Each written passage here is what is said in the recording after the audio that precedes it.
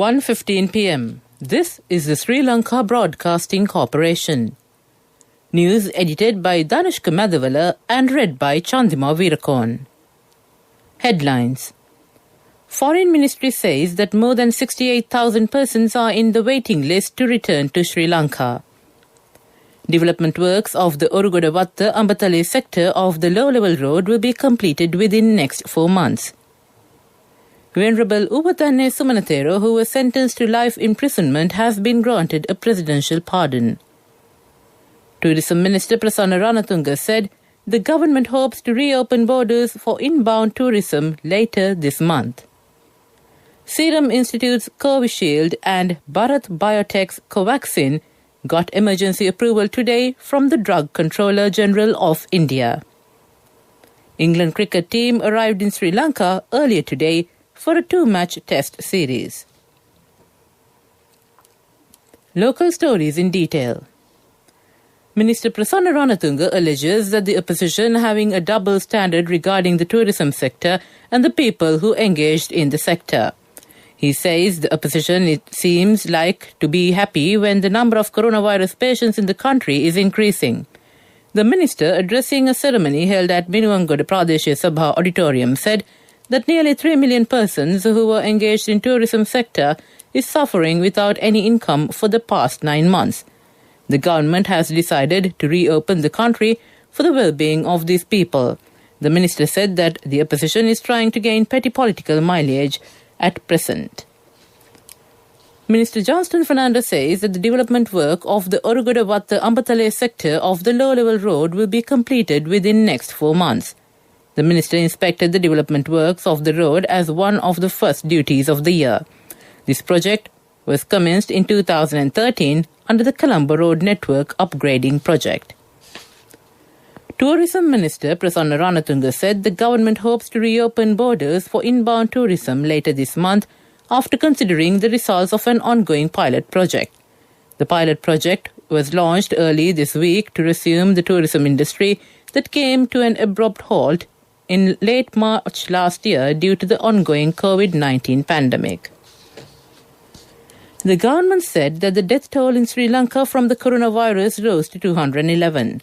The Government Information Department said that 3 deaths linked to the virus were reported yesterday. Of the 3 deaths, 1 person has not yet been identified. He is said to be a male between the age of 70 and 80 and was found dead in the Maradana Police Division. A PCR test had confirmed he was infected. The second victim is a 93-year-old female from Colombo 13. She had died at her residence. The third victim is a 76-year-old male from Colombo 12. He was transferred to the Homagama Base Hospital from a private hospital after testing positive for the coronavirus. He died while receiving treatment at the Homagama Base Hospital. The public have been urged to avoid fast food, including kottu, in order to strengthen the immunity against the coronavirus. Professor Nilika Malavige of the Department of Microbiology, Faculty of Medical Sciences at the University of Sri Jayawardenepura said that immunity to the coronavirus can reduce because of the lifestyles followed by some people. She said that the public must stay fit, eat healthy food and ensure they consume the required vitamins. Professor Nilika Malavige said that the public must avoid fast food like kottu, fried rice and short eats. Instead, she said Sri Lankans must maintain a healthy diet by eating more vegetables and fruit. She also said that the public must exercise and have good rest and also ensure they do not have vitamin D deficiency. Stressing that vitamin D is inexpensive and has negligible risk when compared to the considerable risk of COVID-19, global researchers on the disease have asked governments to make it part of their strategy against the novel coronavirus.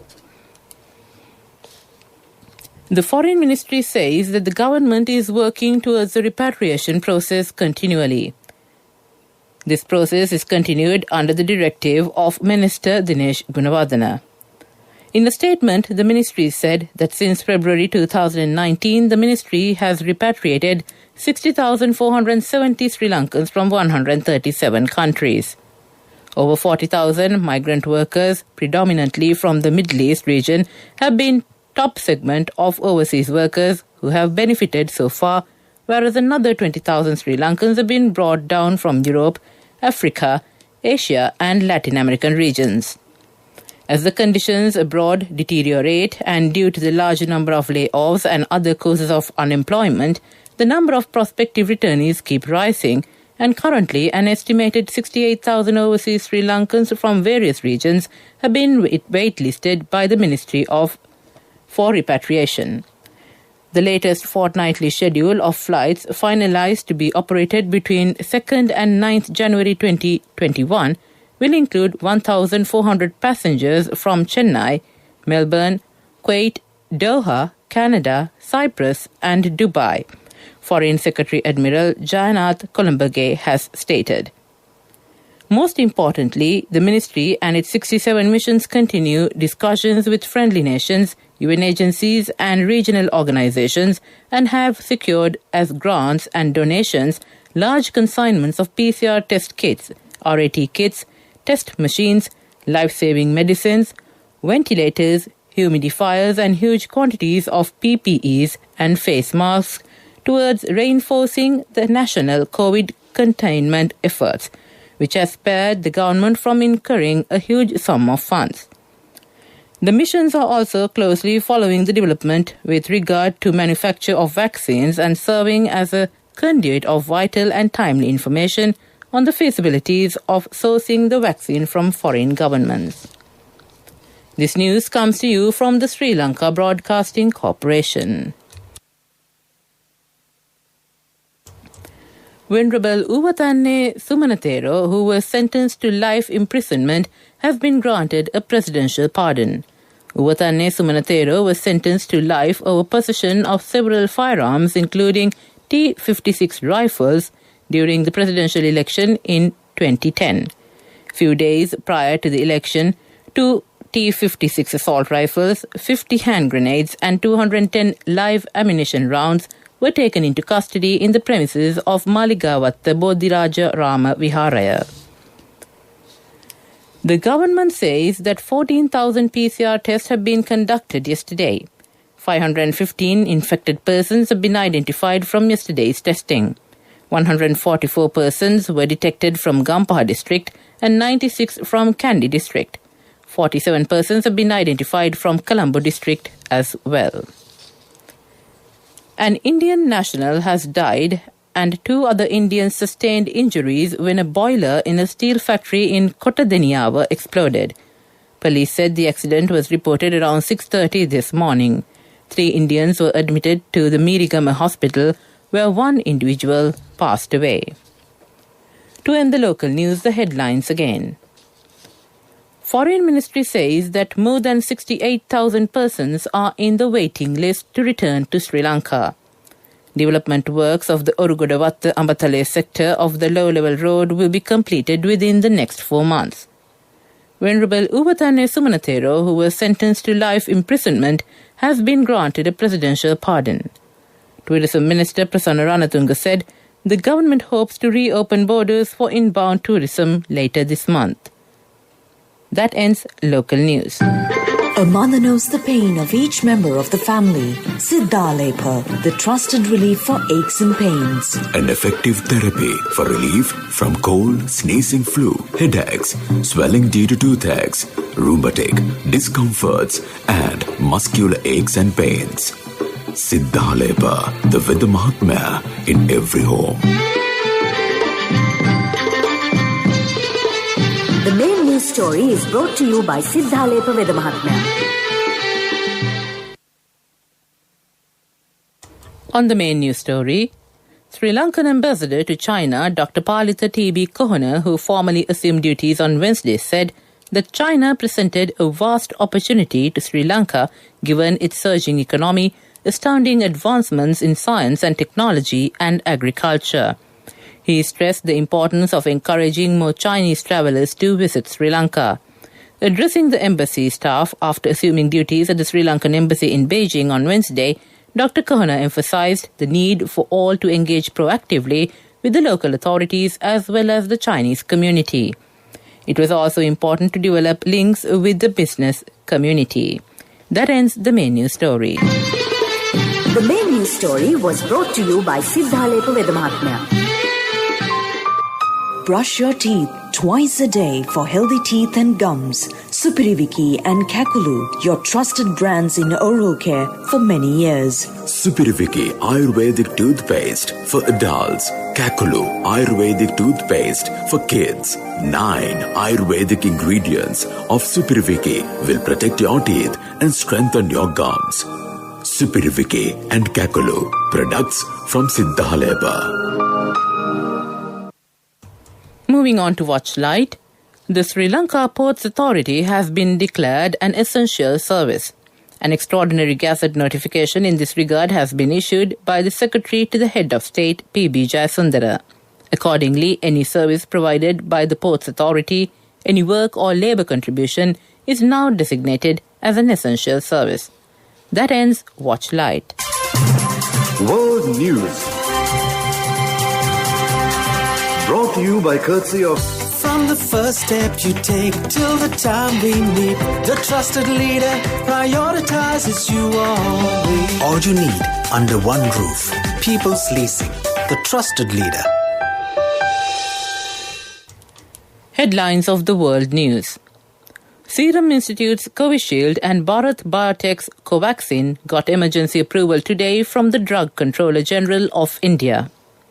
Suspected Islamists killed dozens in attacks on 2 Niger villages. Senators in final bid to derail certification of Biden's victory. 2 vaccines, Serum Institute's Covishield and Bharat Biotech's Covaxin, received emergency approval from the Drug Controller General of India, Vijay Somani. The 2 firms submitted data on their trial runs and have been granted permission for restricted use, Mr. Somani told reporters today in New Delhi. Prime Minister Narendra Modi, within minutes of the approval being made public today, said that it would make every Indian proud that the 2 COVID-19 vaccines that have been given to the go-ahead by the country's drug controller are made in India. Suspected Islamist militants have attacked 2 villages in Niger with reports of dozens of civilians killed. Around 49 died and 17 were injured in the village of Tichombangu, while another 30 died in Saromdarie, both near Niger's western border with Mali, Reuters report. There have been several recent violent incidents in Africa's Sahel region carried out by militant groups. France said on Saturday that 2 of its soldiers were killed in Mali. Hours later, a group with links to Al-Qaeda said it was behind the killing of 3 French troops in a separate attack in Mali on Monday. A group of U.S. senators say they will refuse to certify Joe Biden's election victory unless a commission is set up to investigate alleged voter fraud. The 11 senators and senators-elect, led by Ted Cruz, want a 10-day delay to audit the unsubstantiated allegations. The move is not expected to succeed as most senators are expected to endorse Mr. Biden in the 6th January vote. President Donald Trump has refused to concede, repeatedly alleging fraud without providing any evidence. To end the world news, the headlines again. Serum Institute's Covishield and Bharat Biotech's Covaxin got emergency approval today from the Drug Controller General of India. Suspected Islamists killed dozens in attacks on 2 Niger villages. Senators in final bid to derail certification of Biden's victory. That ends World News. World News. Brought to you by courtesy of... From the first step you take till the time we meet, the trusted leader prioritizes you always. All you need under one roof. People's Leasing, the trusted leader. Moving on to development news. The Sri Lankan stock market ended 2020 on a positive note, marking a year in which the Colombo Stock Exchange has seen indices indicate noteworthy resilience and attract record-breaking levels of trading activity. The benchmark KOL Share Price Index closed 2020 recording a growth of 10.5%, the highest annual increase in the index has seen since 2014, and on only the 12th occasion the index has seen a double-digit percentage growth in CSE's 35-year history. The ASPI ended 2020 on 6,774.22 points.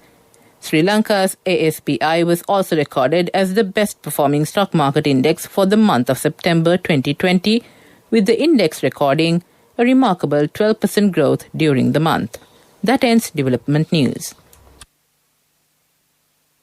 On to sports news. Former India captain Sourav Ganguly is in a stable condition after having a heart attack on Saturday. The 48-year-old president of the Board of Control for Cricket in India is responding well to treatment, the body's secretary Jay Shah said. He developed chest pains while exercising and has now had surgery. 5 India players are isolating as a precaution after a video on social media showed them eating indoors at a Melbourne restaurant. Rohit Sharma, Rishabh Pant, Shubman Gill, Prithvi Shaw and Navdeep Saini, all part of India's test squad to play Australia, will be isolated from other players but are still able to train. Both teams are investigating to determine whether biosecure protocols for the tour have been breached. That ends sports news. And on business news, global investors cheered a last-minute EU-UK trade deal last week, which trade the equity market experts in Sri Lanka said opens new opportunities for trade with a major bloc. Britain's index of leading shares closed at its highest since the pandemic sparked a market rout in March as investors on Tuesday cheered the post-Brexit trade deal. The European Union and the United Kingdom came to a last-minute trade deal on Christmas Eve, narrowly averting the hardest of all potential Brexits. But major uncertainty remains.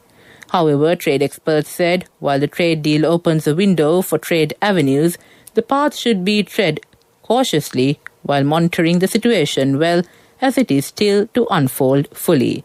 That ends business news. Economic news, courtesy of... Congratulations on your promotion. It will be our treat, huh? How about today? Oh no, I was just joking. It's fine. I have my LOLC credit card with me. Let's go out today. Introducing LOLC Finance Credit Cards. Fuel the goodness in you. On economic news, Ministry of Tourism said that around 2,800 tourists from Russia-Ukraine region are due to visit Sri Lanka under the pilot tourism project launched on December 28 to reopen airports and resume operations of the tourism industry. According to the official, tourists from the region and other markets have expressed keen interest in visiting Sri Lanka as soon as the situation improves and normalization has been restored in the country. That ends economic news. Hello, Puta. Did you land already? No, Amma. We're in transit and our flight got delayed. Oh, really? How is Shani? Poor thing with her pregnancy. She might be feeling very uncomfortable. The airport must be heavily crowded because it's a season. Amma, calm down. Everything is sorted. Why, I have my LOLC World Card with me. We are at the VIP lounge. There's nothing to worry. Those who spread goodness radiate happiness to everyone around them. Introducing LOLC Finance Credit Cards. Fuel the goodness in you. And finally, on the weather report, showery weather over the northern and eastern parts of the island is expected to enhance due to the wavy-type atmospheric disturbance in the vicinity of Sri Lanka during next few days. Showers or thundershowers will occur at times in northern, eastern, north-central, Uva and central provinces and in Hambantota district. Heavy showers of about 100 millimeters can be expected at some places in eastern and Uva provinces and in Polonnaruwa, Matale and Nuwara Eliya districts. Showers or thundershowers will occur at several places elsewhere after 1 p.m. Fairly heavy showers, about 75 millimeters, can be expected at some places in Sabaragamuwa province and in Kalutara, Galle and Matara districts. That ends the weather report. And to conclude this bulletin of news, the headlines once again. Foreign Ministry says that more than 68,000 persons are in the waiting list to return to Sri Lanka. Development works of the Orugodavatta-Ambatale sector of the low-level road will be completed within next 4 months. Venerable Uvatane Sumanathero was who was sentenced to life imprisonment, has been granted a presidential pardon. Tourism Minister Prasanna Ranatunga said the government hopes to reopen borders for inbound tourism later this month. Serum Institute's Covishield and Bharat Biotech's Covaxin got emergency approval today from the Drug Controller General of India. England cricket team arrived in Sri Lanka earlier today for a 2-match test series. With that, we conclude this bulletin of news from the Sri Lanka Broadcasting Corporation.